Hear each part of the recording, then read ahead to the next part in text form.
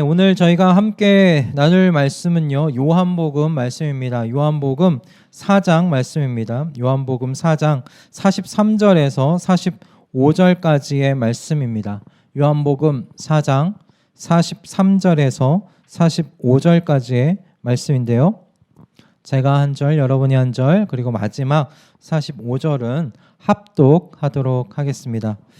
43절의 말씀입니다. 제가 읽겠습니다. 이틀 뒤에 예수께서는 거기를 떠나서 갈릴리로 가셨다. 친히 밝히시기를 예언자는 자기 고향에서는 존경을 받지 못한다 하셨다. 같이 읽겠습니다. 예수께서 갈릴리에 도착하시니 갈릴리 사람들이 예수를 환영하였다. 그들도 명절을 지키러 예루살렘에 갔다가 예수께서 거기서 하신 모든 일을 보았기 때문이다. 아멘. 오늘 이 요한복음 4장 43절에서 45절까지의 말씀을 가지고요, 거기서 떠나서라는 제목의 주님께서 주신 은혜를 함께 나누기를 소원합니다. 2차 세계대전 이후에 그 제3세계에서 굉장히 많은 신생 독립국가들이 생겨나기 시작했죠. 이때 신생 독립국가들 안에 많은 독립 영웅들이 나타나기 시작했는데, 대표적인 사람이 짐바브웨의 대통령으로 있었던 로버트 무가베 대통령이라고 합니다. 그가 젊은 시절에 아프리카에서 많은 나라에서 존경을 받는 자유의 영웅으로까지 불렸던 사람이 이 로버트 무가베라는 대통령이었습니다. 10년 동안 옥살이도 하고 이러면서 헌신적으로 이 독립운동을 위해 애썼던 사람으로 존경받았던 사람입니다. 그리고 그런 이 독립운동의 결과로 1980년도에 영국으로부터 짐바브웨가 독립을 합니다. 그리고 초대 총리가 돼서 1980년도부터 총리로 그 짐바브웨를 다스렸는데, 문제는 그가 그곳에서 내려올 줄을 몰랐다는 것이에요. 무제한 연임이 가능한 제왕적 대통령으로서 제도를 바꾸고 37년간을 짐바브웨에서 대통령으로 통치했습니다. 결국에 91세의 나이에 쿠데타에 의해 이끌려 내려와야 했고, 2년 뒤인 93세에 별세를 했다고 합니다. 2017년도에 내려왔으니까 2019년도에 별세를 했어요. 이 이야기가 이 로버트 무가베라는 인물의 인물만의 이야기라고 치부하기는 좀 어려울 것 같아요. 왜냐하면 저나 여러분이나 이런 기회가 주어지지 않았을 뿐이지, 이런 기회가 주어지면 우리도 어떻게 될지 모르기 때문이다 생각이 듭니다. 많은 사람들이 큰 성공의 자리, 그리고 섬김을 받는 자리에서 스스로 내려올 줄 아는 것, 그거 매우 힘든 일이지 않습니까? 그래서 그렇게 성공한 자리를 내어놓고 뭔가 이렇게 박수 칠 때 떠날 줄 아는 사람들을 보면, 야, 저 사람 정말 대단하다, 이렇게 엄지손가락을 내미는 것이 그게 어렵다는 걸 우리 스스로가 다 인지하기 때문에 그렇게 이야기하는 것 아닐까 생각이 들어요. 근데 오늘 본문에 예수님께서 큰 성공을 거두셨습니다. 어디서요? 사마리아 수가성이라는 마을에서. 수가라는 마을에서 예수님께서 큰 성공을 거두셨습니다. 어쩌면 제가 개인적으로 생각하기엔 예수님의 그 공생의 기간 중에 이 사마리아 수가성에서 보내셨던 시간이 가장 행복한 시간 아니셨을까라는 생각이 들 정도였어요. 그도 그럴 것이, 우리가 그 전에 나눴던 수가라는 마을에서의 예수님의 모습을 보면 이틀 동안 거기에 유하시면서 예수님께서 정말 마음껏 하나님 나라에 대한 말씀만을 가르치신 것을 보게 됩니다. 사도 요한이 사마리아 이 수가라는 마을에서 예수님께서 분명히 여러 가지 이적도 행하셨을 법한데, 이적 행하신 것에 대한 기록은 없이 예수님께서 이 마을 사람들에게 이틀 동안 말씀을 전하셨다, 가르치셨다라는 것만 기록한 것을 보면 예수님께서 정말 이틀 동안 이곳에서 마음껏 정말 하나님 나라의 복음을 가르치신 것 같아요. 그리고 많은 사람들이 어떻게 되었습니까? 예수님께서 정말 말씀하신 가르침만을 받고 예수님께서 세상의 구주이시다라고 고백하기에 이르렀다고 그 위에 절이 기록하고 있어요. 제 생각에는 이틀이란 이 시간 동안 아마도 많은 사람들이 예수님이 세상의 구주시라는 고백을 하게 하시기 위해 전 잠도 안 주무셨을 것 같아요. 아니 정말 최소한으로 주무시면서 이틀을 뭔가 수련회 같이 그렇게 보내시지 않았을까라는 생각이 들었어요. 그러면서 정말 상상을 해보는데 야 이틀간 이 마을에 모든 어떤 일과가 잠시 멈췄겠다 생각이 들더라고요. 모든 일과를 다 멈추고 사람들이 예수님께서 계신 회당으로 나오는 거예요. 그래서 이틀 동안 예수님께서 가르쳐 주시는 그 가르침을 마음껏 누리고 깊이 그것을 받아들인 것이죠. 그리고 그 결과가 무엇입니까? 저분은 세상의 구주셔라는 거예요. 저분이 정말 메시아다. 하나님의 아들이시다. 그런 고백을 하게 되는 것이죠. 여러분 그 가르치는 사람에게 있어서 가장 기쁠 때가 언제일까요? 가르치는 사람에게 있어서 가장 기쁠 때. 가르치는 이 내용을 회중이 듣는 사람들이 뭔가 이렇게 쑥쑥 스펀지처럼 받아들인다는 느낌을 받을 때 이 앞에서 가르치는 사람은 정말 신이 나거든요. 많은 사람이 필요하잖아요. 몇 명이라도 그렇게 쑥쑥 받아들이는 사람을 이렇게 경험하게 될 때 정말 신이 나요. 이렇게 앞에서 가르칠 때 그 앞에서 이야기하는 가르치는 사람들 다 알거든요. 이게 벽에다가 대고 이야기를 하는지 아니면 받아들여지고 있는지 그걸 다 느껴요.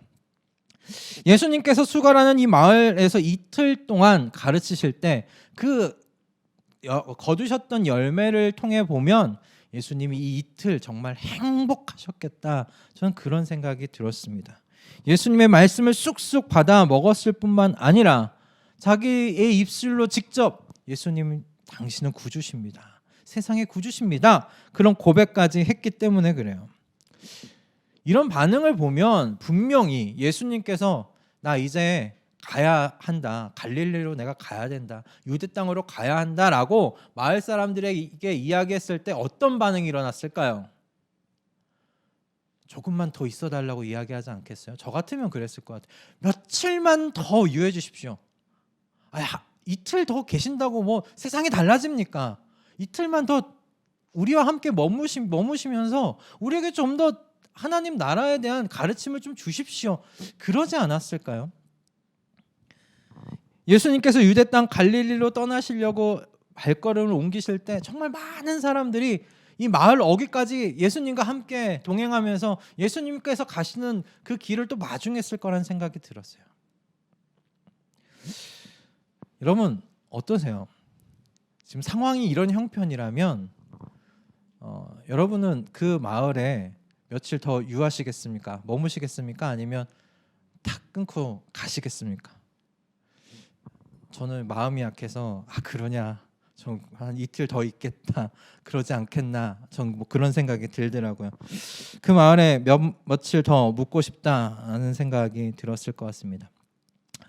며칠 더 예수님께서 그 마을에 묵으셨다면 예수님 정말 귀한 대접 더 받으셨을 거예요. 세상의 구주라는 고백을 이 사람들이 다 했잖아요. 지금 그분이 구주가 그 마을에 오신 거예요. 얼마나 극진하게 또 머무시는 동안에 예수님을 보필했겠어요. 하지만 오늘 본문은 우리에게 이렇게 말하고 있습니다. 이틀 뒤 예수께서 거기를 떠나서 갈릴리로 가셨다라고 오늘 이 말씀이 우리에게 이야기를 하고 있어요. 여러분 그렇다면 예수님께서 가신 갈릴리, 그 갈릴리는 그럼 어떤 곳인가? 갈릴리는 예수님께서 가장 먼저 이적을 베푸셨던 곳으로 요한복음에 나와 있습니다. 요한복음 2장 1절을 보면 갈릴리 가나 혼인잔치가 기록되어 있죠.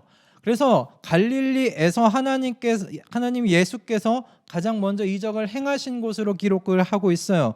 물을 포도주로 만드시는 이적을 행하셨는데, 그리고 나서 마태복음 4장의 말씀을 보면 이제 예수님께서 광야에서 악마의 시험을 이기시고 성령의 능력을 입고 갈릴리에 오셨다라고 기록을 하고 있습니다. 그래서 이 갈릴리에서 어떤 행사, 어떤 이적을 베푸셨는가? 하나님 나라의 복음을 회당에서 모두 가르치시고 모든 병든 자와 아픔으로 슬퍼하는 모든 사람들의 그 병들을 치유해 주셨다. 귀신을 내쫓으셨다고 마태복음 4장에 기록하고 있어요. 이와 같은 예수님의 소문이 유대 땅에만 있던 것이 아니라 근처 시리아에까지 퍼져서 이방의 많은 사람들도 이 갈릴리 예수께 나와 모든 질병을 고침받고 중풍병자 환자들이 나음을 얻고 그와 같은 하나님 나라가 정말 이 땅에 임한 것과 같은 그런 역사가 이루어졌다고 어디서요? 갈릴리에서요. 이야기를 하고 있어요. 하지만 누가복음 4장을 보면 마태복음 4장과 또 누가복음 4장입니다. 누가복음 4장을 보면 예수님을 따랐던 이 갈릴리 이 사람들의 본 마음이 무엇인지 기록하고 있어요. 마태복음 4장에는 그들은 예수님을 세상의 구주로 보고 따른 것이 아니라고 이야기를 합니다. 누가복음 4장을 보면 예수님께서 이 갈릴리 나사렛에서 하나님 나라의 복음을 가르치시는데 그 가르침을 듣는 사람들의 속마음을 꿰뚫어 보시고 이렇게 말씀하세요. 그들은 모두 다른 지역에서 행했던 바로 그 이적을 우리에게도 행해 보시오 라고 생각하고 있다고 예수님께서 지적하세요. 그러니까 예수님께서 가르치시는 그 회당 가운데 이 사람들이 왜 나왔는가? 이미 속마음은 가르침에는 그 예수님께서 가르치시는 하나님 나라의 복음에는 흥미가 없어요. 관심이 없어요. 다른 지역에서도 행했다고 하는 그 예수님의 이적, 귀신을 쫓아내고 병든 자를 낫게 하시고 중풍병자, 안진뱅이들 다 일으키시는 그 예수님의 이적이 궁금했던 거예요. 그 이적을 여기서도 지금 한번 행해 보십시오. 그 마음을 가지고 나왔던 것을 예수님이 지적하시는 거죠. 그러니까 마태나 이 누가 모두 유대 땅이 갈릴리에 있는 이 사람들이요, 예수님을 세상의 구주로 바라보고 있는 곳이 아니라 하나님의 능력으로 신비한 이적을 행하는 선지자쯤으로 지금 바라보고 있다고 지금 고발하고 있는 거예요. 그러므로 예수님을 따르는 이유는 다른 것이 아니에요. 예수님이 이적을 행할 줄 아셨기 때문에 그래요. 예수님이 이적 행한 능력이 있었기 때문에 예수님 지금 따르고 이곳에 예수님이 계신 곳에 온 거예요. 그럼 생각했어요. 이들이 만약에 예수님이 이적을 행할 줄 모르시고 그저 하나님 나라 복음만 가르치셨다면 이 회당에 이렇게 많은 사람들이 모였을까? 그렇지 않았을 거예요. 참 신기하죠? 하나님의 어떤 언약으로 그렇게 하나님과 관계를 맺은 이 유대 땅, 이 유대인들은 이적을 보고 예수님을 따라요. 근데 유대인들과 상관없다고 한 그 사마리아에 있는 사람들은 이적과 상관없이 가르침만 듣고 예수님을 따르고 결국 그 가르침을 듣고 이분이 세상의 구주시라고 고백하는 거예요.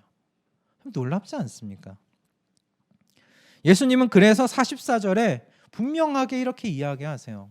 오늘 읽었던 본문이죠.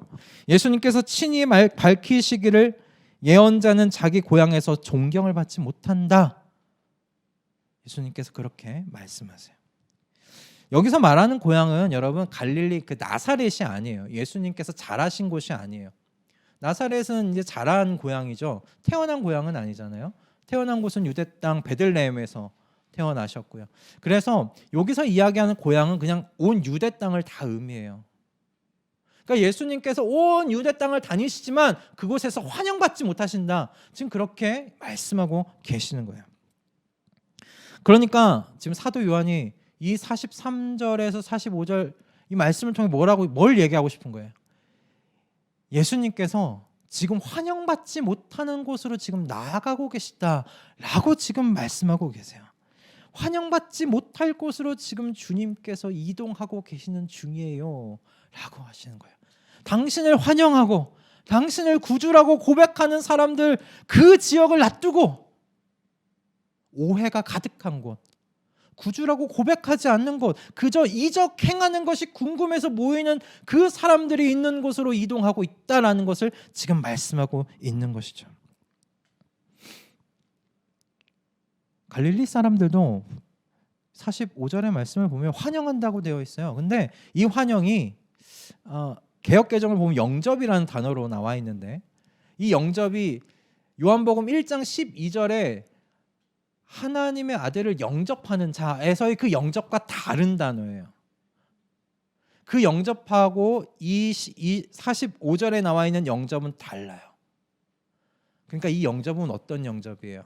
신기한 선지자가 오는 그분을 그냥 환영하는 것뿐이에요. 그분을 구주로 보고 있지 않아요.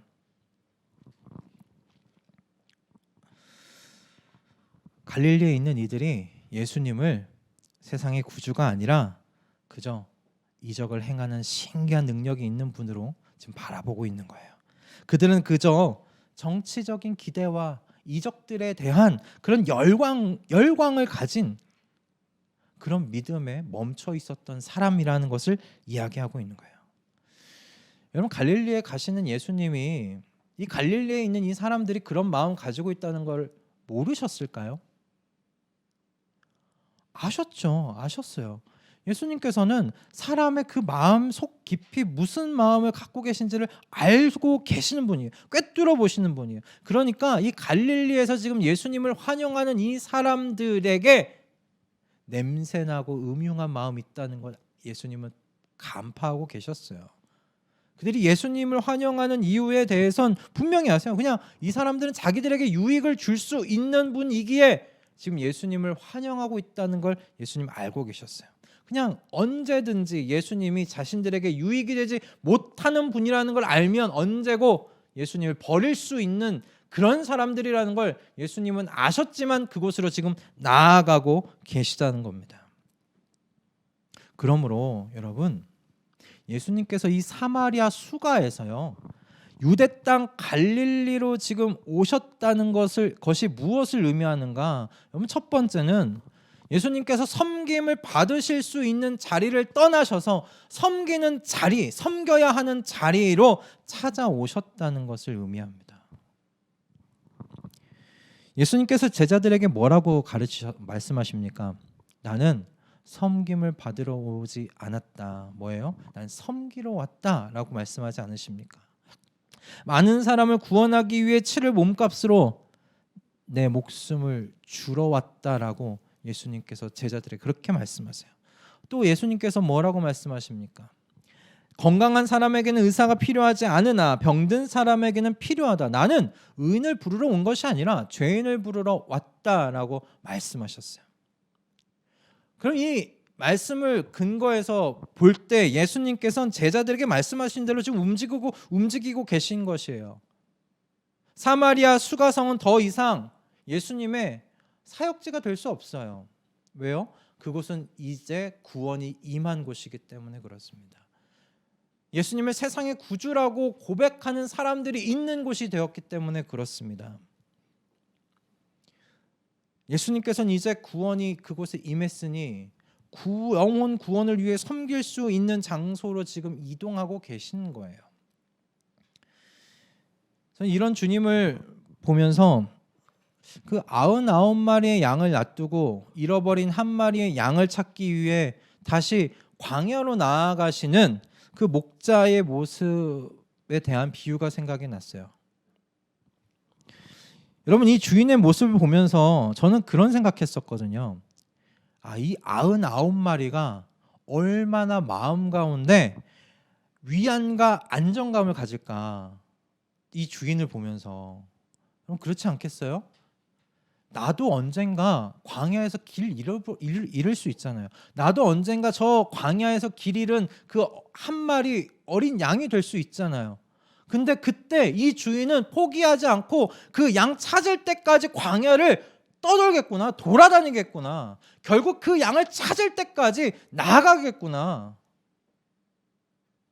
이 주인 밑에 있다는 게 얼마나 다행이냐, 이 주인 밑에 있다는 게 얼마나 감사한 일이냐 생각하지 않겠어요?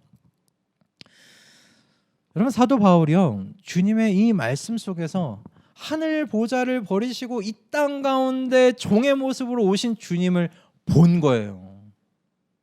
여러분, 주님께서 하늘 보좌에서 어떤 섬김을 받으셨겠습니까? 12군단도 더 되는 천사들의 섬김을 받지 않았겠습니까? 그 섬김을 받으실 수 있는 그 영광스러운 보좌를 버리시고 뒤로 하시고 잃어버린 지금 양을 찾으려고 이 땅 가운데 오신 거예요. 그 주님의 마음을 사도 바울이 본 것이죠. 그래서 그리스도인들에게 사도 바울이 뭐라고 이야기하면 이 주님의 마음을 배우십시오. 이 주님의 마음을 배우십시오. 사도 바울의 이 외침이 우리 주님의 섬길 장소를 향한 발걸음, 그 발걸음 우리 내면에 먼저 깊이 박히기를 소원합니다. 이 말씀을 그냥 묵상하는데 그런 생각이 들었어요. 목사라는 이 위치가 얼마나 이 섬김을 받는데 빨리 익숙해지는 자리인가 라는 생각이 다시 한번 좀 들었어요. 좀 수많은 권사님들 틈바구니 속에서, 집사님들의 틈바구니 속에서 여러분 목사님들 대부분 참 잘 섬김을 받습니다. 다들 대부분 계셨으니까 아시겠죠. 섬김을 얼마나 잘 받는지 몰라요. 말씀을 좀 곧잘 또 전한다고 하는 목사님들일수록 교회 안에서 맡은 구역 안에서 이 목사님들이 얼마나 귀하게 섬김을 받는지 모릅니다. 처음에는 그런 섬김이 되게 낯설어요. 뭐 이렇게까지 해주시나 싶을 때가 있어요. 그런데 그거 정말 잠깐이에요. 정말 잠깐 그런 생각이 들었다가 그런 섬김 받는 게 몸에 익숙해지기 시작하더라고요. 오히려 환대받지 못하는 어떤 그런 자리가 점점 더 어색해지기 시작합니다. 그리고 그 어색함이 오히려 낯설게 느껴질 때가 있어요. 왜 나를 환대해 주지 않지? 뭐 이런 것이죠. 그러나 주님께서 어떻게 이동하고 계십니까? 당신을 환대하지 않는 사람들에게로 이동하고 있어요. 그저 자신을 이용하려고 음흉함을 품고 있는 사람들을 섬기시기 위해서 지금 하늘 보좌를 뒤로 하시고 지금 그들 사이에 오셨다는 말씀이에요. 내 주께서 환대를 받으려고 섬기신 것이 아닌데, 받으면서 섬기신 것이 아닌데 그 주님의 종된 사람들이 환대를 받으면서 섬김을 받으려 한다. 참 이게 이상한 일이다 하는 생각이 들었습니다. 여러분, 섬긴다는 것은 나를 부인하고 죽이는 과정이 따를 수밖에 없어요. 예수님이 섬긴 사람들은 그분을 반대하는 사람들이었잖아요. 그분을 이용하려는 사람들이었잖아요. 예수님은 그것을 알고도 그들 사이로 오셨어요. 나와 비슷한 성향의 사람들, 나와 뭔가 정치적인 색이 비슷한 사람들, 나와 종교적인 색채가 비슷한 사람들을 선택하셔서 섬기시지 않으셨어요. 그저 갈릴리로 가셨어요. 예수님을 이용하려는 사람들이 가득한 곳, 예수님을 반대하려는 사람들이 가득한 곳, 예수님을 오해하고 있는 사람들이 가득한 곳으로 예수님이 나아가셨어요. 예수님은 그 모든 사람들을 다 받아들이셨어요. 그들의 구원을 위해 섬기셨어요. 그러니 여러분, 교회 밖에서는 구원을 위해 우리도 모든 사람을 같이 섬겨 나아갈 수 있기를 소원합니다. 그리고 교회 안에서는 우리 모든 성도의 영적인 유익을 위해서 우리 자신을 부인하고 우리 좀 죽이면서 섬길 수 있기를 소원합니다. 여러분, 이런 실천이 뒤따르지 않는다면 인자는 섬김을 받으러 온 것이 아니라 섬기러 왔으며 많은 사람을 구원하기 위하여 치를 몸값으로 자기 목숨을 내어 주러 왔다라고 하신 이 주님의 섬김을 받기만 하는 그런 인생과 뭐가 다르겠어요. 저는 우리 모두가 이 갈릴리 사람들과 다르기를 소원합니다. 이 갈릴리 사람들이 아닌 예수님과 같아지기를 소원합니다. 예수님의 무엇인가가 내 삶을 유익하게 해주리라 생각하고 나아가는 것이 아니라 예수님을 그냥 닮아가기를 소원해요. 예수님이 수가라는 마을을 떠나서 환대받지 못하는 그곳, 섬길 사람들이 있는 그곳을 향해 나아가셨던 그 예수님을 우리가 닮아 나아가는 우리 모든 성도님들 되기를 소원합니다. 할렐루야. 아멘. 둘째로 우리 함께 또 볼 것은 예수님께서 지금 이 사마리아 수가에서 유대 땅 갈릴리로 오셨다는 것, 그것이 무엇을 의미할까? 여러분, 안전한 장소에서 오해와 그 고통의 십자가로 지금 나아가고 계시다는 것을 의미해요. 안전한 장소에서 나오셨다는 것을 의미해요. 여러분, 사마리아 수가는 예수님께 안전한 곳이었어요. 예수님에 대해 오해가 없는 곳이었어요. 예수님을 세상의 구주로 바로 보고 있는 마을이었어요. 오해 없이 이분은 세상의 구주시라고 그렇게 고백하고 바라보고 있는 마을이 이 지금 사마리아 수가 마을이었어요. 얼마나 안전해요, 예수님께.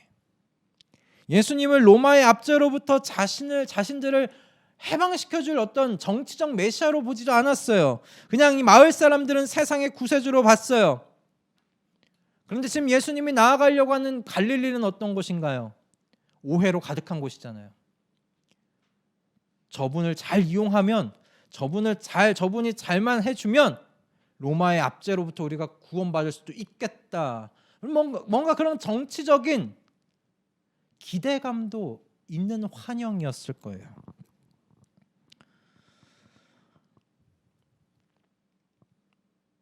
정치적인 메시아로서의 영접, 자신들의 아픔을 치유해 줄 이적자로서의 영접이에요.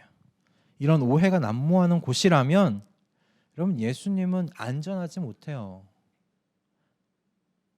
자신들의 오해와 이분이 맞지 않네 라고 생각이 들 때 환영은 언제고 공격으로 바뀔 수 있어요. 비난으로 바뀔 수 있어요. 손가락질로 바뀔 수 있어요. 누가복음 4장을 보면 예수님께서 당신께서 크신 그 고향 갈릴리, 그 나사렛에서 마을 사람들에게 떠밀려서 절벽에서 떨어져 죽을 뻔했던 장면이 기록되어 있습니다. 여러분, 그뿐입니까? 예수님께서 온 유대를 다니시면서 자신이 하나님의 아들이심을 드러내실 때마다 끊임없는 반대를 당하셔야만 했습니다. 그가 자기 땅에 오셨으나 그의 백성은 그를 맞아들이지 않았다는 그 말씀 그대로 예수님께서는 당신의 고향에서 환대받지 못하셨어요. 끊임없는 반대와 저항을 받으셔야만 했어요. 그리고 선지자는 바로 자기 고향 그 유대 땅에서 죽게 되었습니다. 사실 오늘 이 본문의 이 말씀은 예수님께서 지금 나아가고 계신 그 목적지가 어디인가를 지금 슬그머니 지금 알려주고 있는 좌표와 같아요. 다음 주에 보게 될 말씀을 보면 예수님께서 갈릴리 가나에 도착하셨다고 말씀이 기록되어 있습니다. 여러분, 갈릴리 가나는 요한복음 2장 1절의 말씀과 같이 그 혼인잔치에서 이 예수님께서 맨 처음에 이적을 베푸셨던 그 곳이에요. 물을 포도주로 만드시면서 예수님이 어떤 분이신지를 드러내셨고, 예수님께서 어떤 새로운 탄생을 위한, 새로운 변화를 위한 어떤 사역을 하실 분인지에 대해서 갈릴리 이 혼인잔치의 이 역사를 통해서 말씀하고 계셨어요. 그런데 이 새로운 탄생을 위해선 예수님의 사역의 끝이 어디로 정해져 있어야 됐냐면 십자가로 정해져 있었어야 됐어요. 이 예수님께서 이 땅에 오시기 전부터 성부 하나님과 사이에 정해진 것이죠. 즉 예수님께서 죽음을 당하신 것이 아니라 지금 십자가의 죽음을 선택하신 거예요. 수가를 나와 갈릴리로 가셨다는 건 예수님께서 죽을 그 장소를 선택하시고 내가 가고 있다는 말씀 아니겠습니까? 요한복음이 지금 여기서 좌표를 딱 찍어주는 거예요. 예수님은 십자가로 지금 가고 계시는 길이다. 안전한 곳에서 나와 십자가로 가고 계시는 중이다.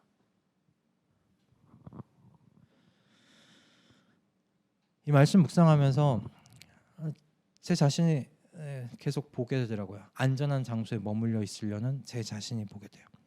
안전한 장소에서 계속 머물려고 해요. 언제나 나의 안전이 먼저였어요. 언제나 나의 안전이 먼저 확보되지 않으면 움직이지 않으려고 했던 내 자신을 보게 되더라고요. 안전하지 않다면, 그렇게 생각되면 선뜻 움직이려 하지 않았어요. 그러나 이런 생각이 들더라고요. 만약 위험한 그곳에 내 아들이 있다면, 내 아내가 있다면 이 안전한 이곳에 머물러 있을까? 아니더라고요. 안전한 곳을 떠나서 그 위험한 곳에 있는 아들을 구하러 가겠더라고요. 아내를 구하러 가겠더라고요. 그러면서 알았어요. 수가를 떠나셔서 갈릴리로 가시는 예수님의 마음이 그때 알게 되더라고요. 안전한 장소에 머물고 있다는 건 무엇을 의미하냐면 그 위험한 곳에 있는 상대방보다 나를 더 사랑한다는 것밖에 되지 않아요. 그 위험한 곳에 있는 자를 사랑하기 때문에 내가 이 안전한 곳에서 나와서 그 위험한 곳으로 가는 거예요. 예수님께서 왜 수가성을 나오셔서 갈릴리로 향하셨는가? 갈릴리에 있는 이 사람들, 하나님을 오해하고 이 예수 그리스도를 핍박할 이 사람들, 그 마음에 음흉한 그 마음을 갖고 있는 이 사람들을 예수님께서 사랑하셨기 때문에 그래요. 그 영혼들을 향한 사랑 때문에 안전한 곳 수가를 떠나 갈릴리로 가고 계시더라고요. 사람들마다 안전함을 여러분 느끼는 장소와 상황은 다 다를 겁니다. 그러나 대부분 사람들 사이에 정서적인 안전함을 찾기를 원하고 지리적인 뭔가 장소적인 안전함을 찾으려고 하는 건 다 공통적인 본능일 것 같아요. 일부러 뭔가 정말 사명을 가지지 않는 이상 슬럼화된 어떤 그런 지역으로, 마을로 들어가려는 사람, 일부러 들어가려는 사람, 찾아서 들어가려는 사람 없지 않습니까? 정말 슬럼화된 그 지역으로 들어가려는 사람들은 그 지역에 있는 사람들이 정말 긍휼하게 여겨지기 때문이에요. 그 사람들이 정말 사랑하는 마음이 생겼기 때문에 그곳으로 가는 것이지, 그런 마음이 없으면 못 가요. 어떻게 가겠어요? 저는 여러분들에게 우리 그런 곳으로 찾아서 들어가자, 지금 그 얘기를 하려고 하는 것이 아닙니다. 저도 그 정도까지는 안 되겠더라고요. 다만 이제 그만 정서적인 안전지대를 사람들 사이에 찾는 걸 그만하자는 거예요. 사람들 사이엔 정서적 안전지대란 없어요. 모든 사람들은 각기 다른 뭔가 깨어짐을 갖고 있는 사람들 아닙니까? 정서적인 안전지대를 찾으시려면 사람들이 아니라 예수님께 나아가셔야죠.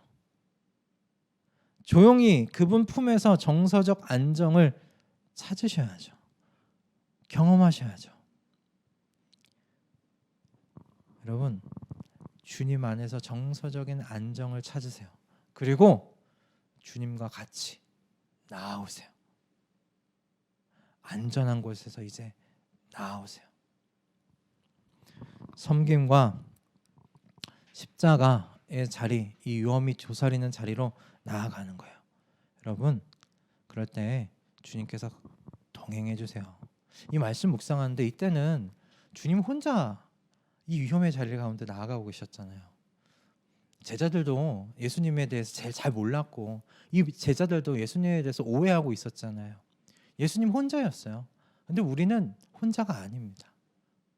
교회가 있고 그리고 예수 그리스도께서 보내신 성령 하나님께서 우리와 함께 동행하십니다.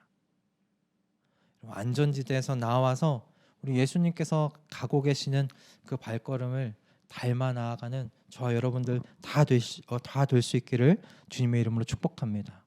말씀을 정리하겠습니다.